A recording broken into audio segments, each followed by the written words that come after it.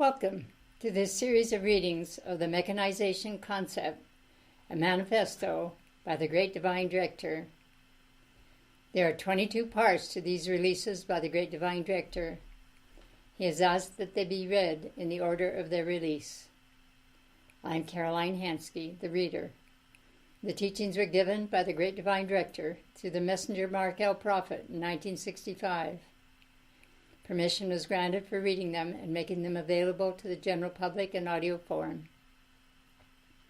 These readings are from Mark and Elizabeth Prophet, The Mechanization Concept, The Mysteries of God on the Creation of Mechanized Man, Pearls of Wisdom, Volume 8, Teachings of the Ascended Masters, Summit University Press, copyright Church Universal and Triumphant, 1965. They are also published as Mark L. Prophet, the Soulless One, Cloning a Counterfeit Creation. Copyright 1965, 1980, 1981, Summit University Press. Why would you want to listen to and or read these releases? Because the message in them is as important now, or even more so, as when it was originally delivered. The message is serious and ought to be taken seriously. The mechanical, non-human creation, not created by God ones, are among us and have been for thousands of years. We have taken on their consciousness to some degree and must free ourselves from it. Prayer and working on our psychology are two ways of doing this. But first, we must be aware of what the mechanical consciousness is. These releases by the Great Divine Director are for this purpose. What makes this so relevant at this time? If you are following the news of the development of robots for every conceivable purpose, then is it not curious that this is made to seem a new development? As these current robots are portrayed, they are obviously mechanical.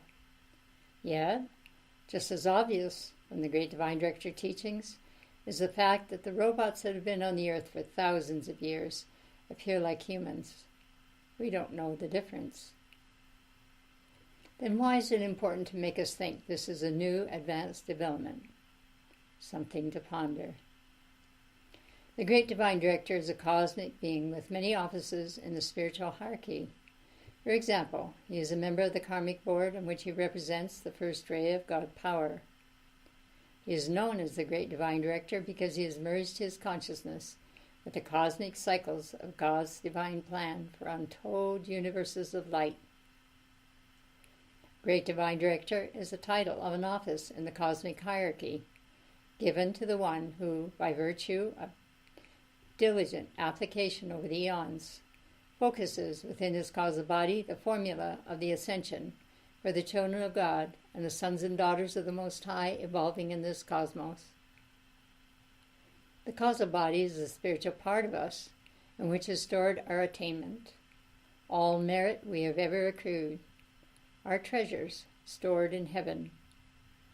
The Great Divine Director's causal body is a giant blue sphere that surrounds the entire planet. Thus his attainment of cosmic consciousness qualifies him to ensoul the flame of divine direction on behalf of Earth's evolutions and untold lifeways beyond. The Great Divine Director long ago passed those initiations that placed him at cosmic levels of service and qualified him to become the Manu of the seventh root race. A Manu embodies the archetype for an entire life wave of souls who will incarnate on Earth at a certain period, including the divine image and likeness out of which they are made and the pattern of their destiny. The seventh root race is destined to embody first in South America under the Great Divine Director, and so he presides spiritually over the continent of South America. He is then the lawgiver and sponsor of the seventh root race, the one who holds the blueprint for the entire race of the souls who begin their embodiment in the age of Aquarius that is now dawning. Godfrey Ray King, author of the book, The Magic Presence, describes the Great Divine Director in it. This majestic being stood fully 6 feet 4 inches in height, with wavy hair that fell to his shoulders and looked like sunshine on gold. His robes glittered with points of light like jewels that flashed continually with the tremendous radiance of the power held under his control and obedient to his conscious direction. The girdle encircling his waist was a mass of sapphires and diamonds. From it hung a panel to a few inches below the knees. This also was a mass of jewels. End of quote. The great divine director has said, I pray that you will call to me, for I have within my consciousness the scroll of the divine plan for every living soul on Terra and in the vast beyond.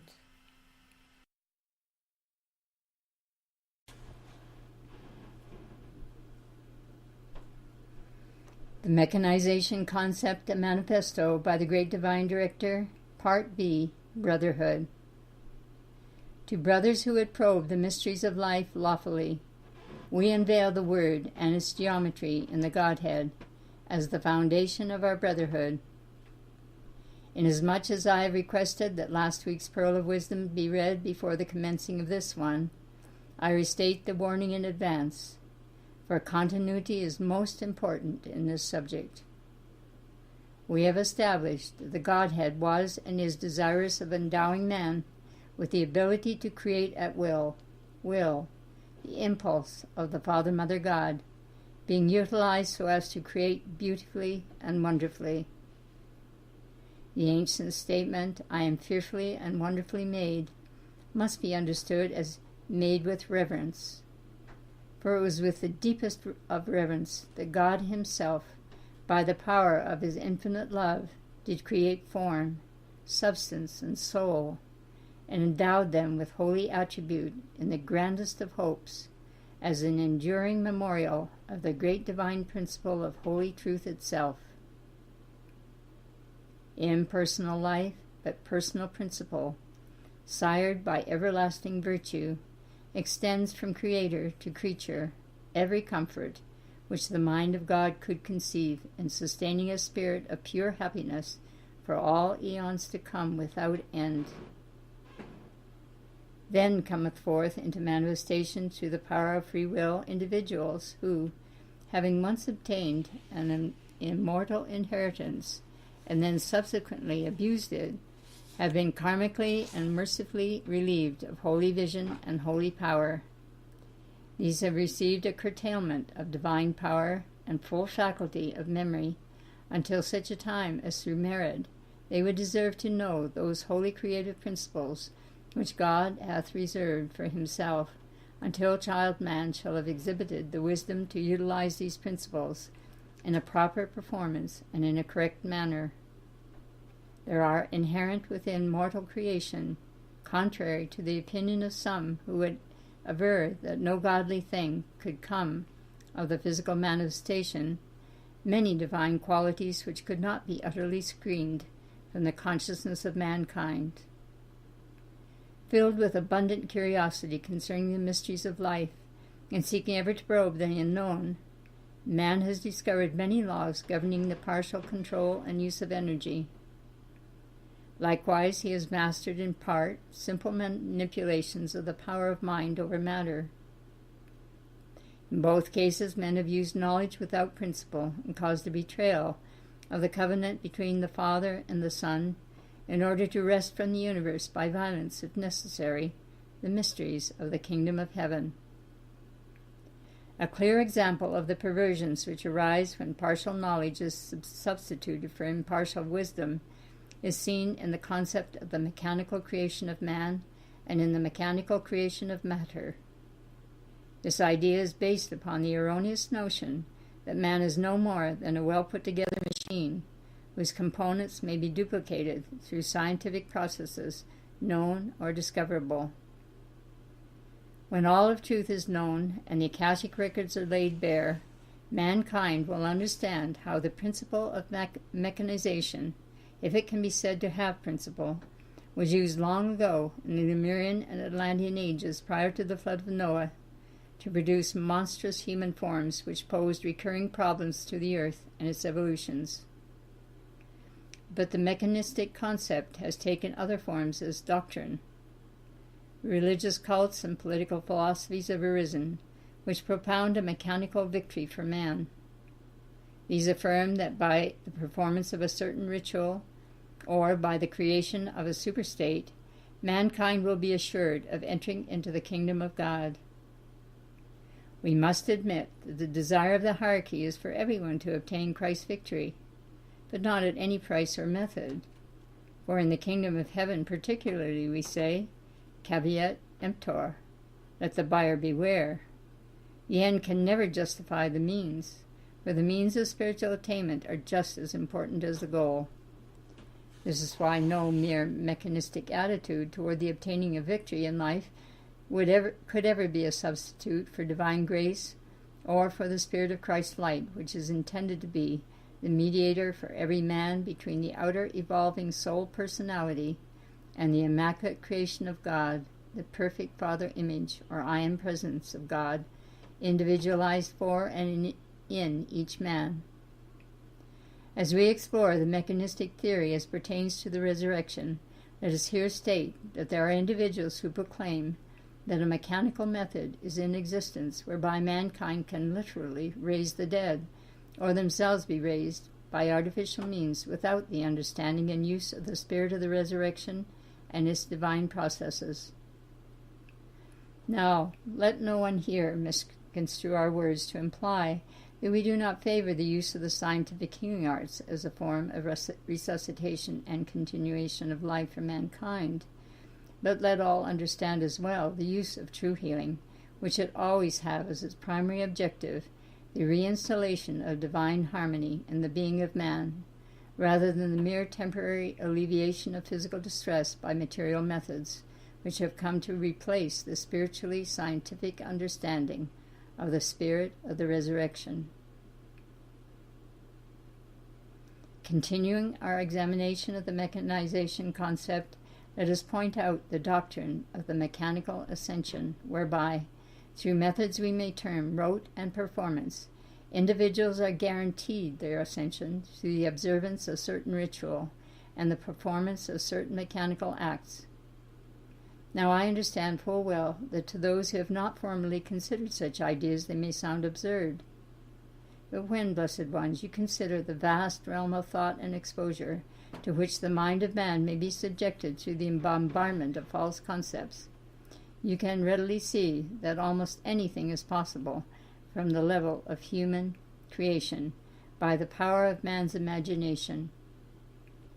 Let me affirm then concerning the ascension, that while it is true, as in the case of the form of man himself and in the composition of matter, that electrons and atoms, cells and organs do play a part in the outer substance made manifest, it is the polarization of spiritual energies which assures the successful operation of the outer form. Therefore, while it is true that the universe could be considered as a great machine or motor, it is also true that the currents of energy intelligently flowing through the outer form of that motor are derived from spiritual levels of universal love and power, whose holy design can be found in the very word itself, and in this case in the verb to geometrize. The G in the word is symbolical of God, the first and only cause, E the energy which emanates from that one source, O the output of that energy, Met the meter or unit of that energy, and I's the automatic operation of that energy derived solely from the divine impetus of the love, wisdom of the Godhead. Let men be aware, regardless of old successes in fields of mechanization or in the doctrine of mechanization, that the spiritual intelligence of the universe does not require the knowledge of men in the performance of God's grace or in the outworking of individual salvation, where it is the greater which contains the lesser, and the formula for the successful completion of each man's mission to it is inherent within the Godhead, and may be secured therefrom by sincere application, not as inherent in matter, but in the soul and the spirit, which should control the material form. When this energy and divine knowledge the divine theosophia, has been metered out into the custody of the seeker, it is up to him to realize in a correct manner all of the grace which has been dispensed to him, to summon from within the domain of his gifts and graces, the fullness of the law of life working in the members of his own finite kingdom, as well as in the infinite capacity of the Godhead focused in his presence, that is, in the individualized God presence of each man, and the Holy Christ Self, which is the light sustaining and holding communion betwixt the immortal domain and the realm of mortality, as the latter is transformed by the renewing of the Christ intelligence into individual, immortal, shining, radiant life.